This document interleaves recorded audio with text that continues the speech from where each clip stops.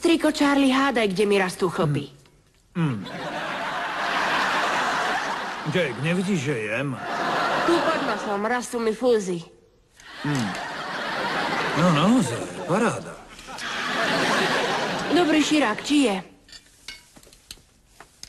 Tvoj. Vážne? Jasné, hodí sa ti k tým fúzom. Len mi tak napadlo, že som sa cítil previnilo, lebo si zrušil svadbu s Mijou, aby som sa nemusel odsťahovať. Ale keď som sa odsťahoval, nezavolal si jej. No a čo? A vieš, prečo si jej podľa mňa nezavolal? Pretože celé to nemôže vyhodiť vlastného brata na ulicu, bola len skvelá zámienka, ako sa vyhnúť manželstvu. To si naozaj myslíš? Áno, to si myslí. To si myslíš? Počul si, nie? Tak vieš čo? Myslí znova.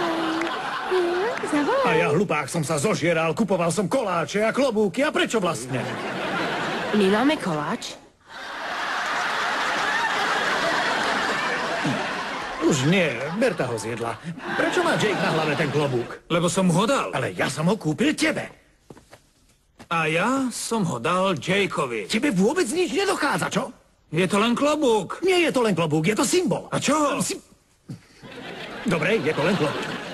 Ale z toho, že ti skrachoval zas ďalší vzťah, nemôžeš obviňovať nikoho, len seba. Venuj sa hazardu, chlastu a sexu, ale raz si to aj tak budeš musieť priznať. Hazard, chlast a sex.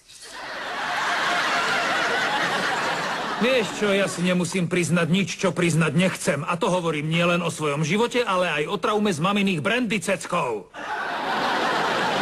Zas nie som v obraze. Kto je ten Brandy Cecko? Dojedz večeru. Volám sa Di Ceckov. Brandy Ceckov.